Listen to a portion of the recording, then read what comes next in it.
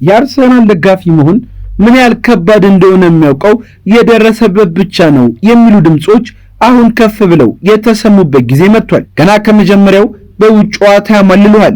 ዘንድሮስ ተራችን ነው ብለህ በሙሉ ልብ እንድታመን ያደርጉሃል። በመጨረሻ ግን ያንን የሰማይ ያህል የገዘፈ ተስፋን አንስተው መሬት ላይ ይከሰክሱታል የሚሉ አስተያየቶች ሳይቀር አሁን በቡድኑ ገጾች ላይ በስፋትም ተጥለቅልቋል። የአሁኑ የአርሰናል ቤት ወቅታዊ ሁኔታ ልክ እንደዚህ ሲሆን በአስደሳች ፈገግታ የተጀመረ ግን ደግሞ ልብን በሚሰብር ቁጭት ዳር ያልደረሰ ጉዞ። ታዲያ በዛሬው ዝግጅታችን በእንግሊዝ ፕሪሚየር ሊግ ሰሞነኛ መነጋገሪያ ስለሆኑ አርሰናል አሁናዊ ሁኔታ ምን እየተባለ እንዳለና ወቅታዊ ጉዳዮችን ወደ እናንተ እናደርሳለን። ለቻናላችን አዲስና እንግዳ ከሆናችሁ ሰብስክራይብ በማድረግ ቤተሰባችን ሁኑ። የውድድር ዘመኑ ሲጀምር በኤምሬትስ ስታዲየም የነበረው ድባብ ምን ያህል በተስፋ እንደታጀበ እንደነበር ወደኋላ መለስ ብሎ ማስታወሱ አሁን ላለው ልብ ሰባሪ እውነታ አንዱ ማስታገሻ አሊያም ማባባሻ ሊሆን ይችላል። የሚካኤል አርቴታ ወጣት ስብስብ በብልኩ የተገጣጠመ የኋላው ደጀን እንደ ሰዓት የሰከነ የፊቱ አጥቂ እንደ ተራባ አንበሳ ለጎል ሲጣደፍና ሜዳውን ሲቆጣጠረው ሁሌም ከዚህ ቀደም የተመለከትነው ጉዳይ ነበር።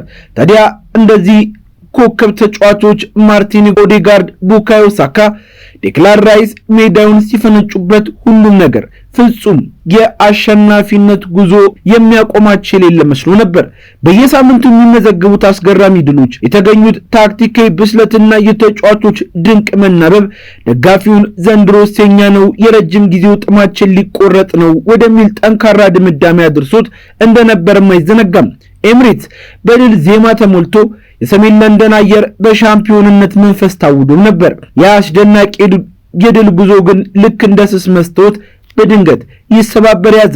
አርሰናል በሊጉ አናት ላይ በምቾት ተቀምጦ በነበረበት ወቅት ዋንጫው ወደ ሰሜን ለንደን ማቅናቱ የክብሩ ባለቤት መሆኑ የማይቀር እየመሰለ ባለበት የህልም ቅዠት የክለቡ ታሪካዊ ጠላት የመጨረሻው ሰዓት ላይ ቀውስ ፈጥሮ የቁልቁለት በሩን በኃይል አንኳኳ።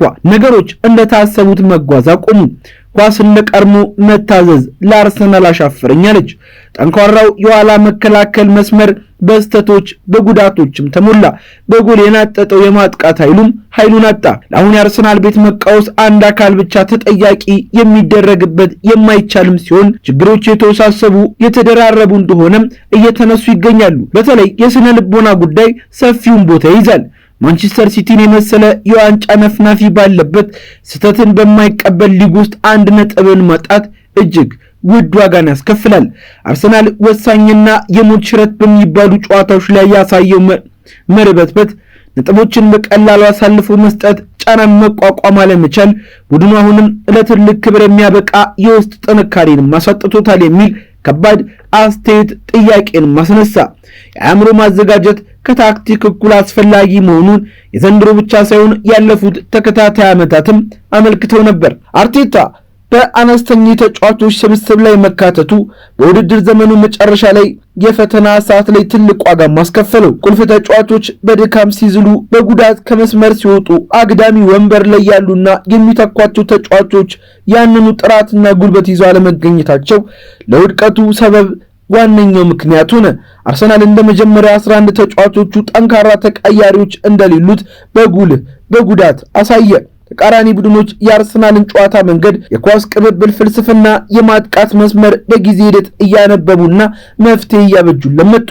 አርቴታ ለዚህ ፈጣን ምላሽ የሚሆን ፕላን ቢ ያለመያዙ ጨዋታዎች ሲቆለፉበት ለመክፈት የሚያስችል የተለየ ታክቲካዊ መንገድ አለመከተሉ ቡድኑን ለነጥብ መጣል ዳርጎታል። ለእውነተኛ አርሰናል ደጋፊ ምናልባት ይህንን ህመሙ ዋንጫ ማጣቱ ብቻ ሳይሆን የዋንጫውን እጅ እንደያዘ ተሰምቶት አጠገቡ ደርሶ ማጣቱም እንጂ ከሁለት አስርተ ዓመታት በላይ ያለፈው የፕሪሚየር ሊግ ዋንጫ ጥማት በ2003-2004 የውድድር ዘመን የነበረው የድል ትዝታን እያስታወሰ መኖር አሁን ድረስ አድካሚ ሆኗል። የመጣው ብሩህ ተስፋ እንዲህ ባጭር ሲቀጭ ማየት በለንደን ጎዳኖች ብቻ ሳይሆን በዓለም ዙሪያ የሚገኙ የቀይና ነጩ ደጋፊዎች ፊት በሐዘን እንዲጠቁር ልባቸው እንዲሰበር አደረገ። አሳዛኝ ዋንጫ ጉዞ የሚለውም ስያሜ ለዚያም ተሰጠው። ጉዞ በደስታ በጭፈራ ተጀምሮ በውበትና በድል ቀጥሎ በመጨረሻው ምዕራፍ ላይ ግን በለቅሶ በቁጭትና በእንባ የሚቋጭ የሚመስል ድባብን ያዘ። ይህ የስነ ልቦና ጠባሳ በቀላሉ የሚድንም አይመስልም። አሁን ትልቁና ፈጣኙ ጥያቄ በቀጣዮቹ ጨዋታዎች አርሰናል ከዚህ ጥልቅ ቀውስ እንዴት ይወጣል የሚለው ነው። እግር ኳስ ዛሬን አዝና ነገን በተስፋ የምታለመልም ድንቅ ጨዋታ እንደሆነች ይታወቃል። ምናልባት አሁን ክለቡ ወጣትና ተሰጥኦ ያላቸውን የወደፊት ተስፋ ያላቸውን ስብስቦች የያዘ ሲሆን፣ ነገር ግን በዘመናዊ እግር ኳስ ዓለም ውስጥ ጥሩና ማራኪ ኳስ መጫወት ብቻ ሳይሆን በስነ ልቦና ጠንክሮ ከፊት ያሉትን ጨዋታዎች ማሸነፍ ይጠበቅባቸዋል። አርሰናል በተደጋጋሚ የተማረበት ዓመት ሲሆን ይህ ዓመት መጨረሻው ምን ይሆን የሚል የብዙዎችም ጉጉት ነው። ምን ያስመለክተን ይሆን? ድል ወይስ ተደጋጋሚው ሐዘን?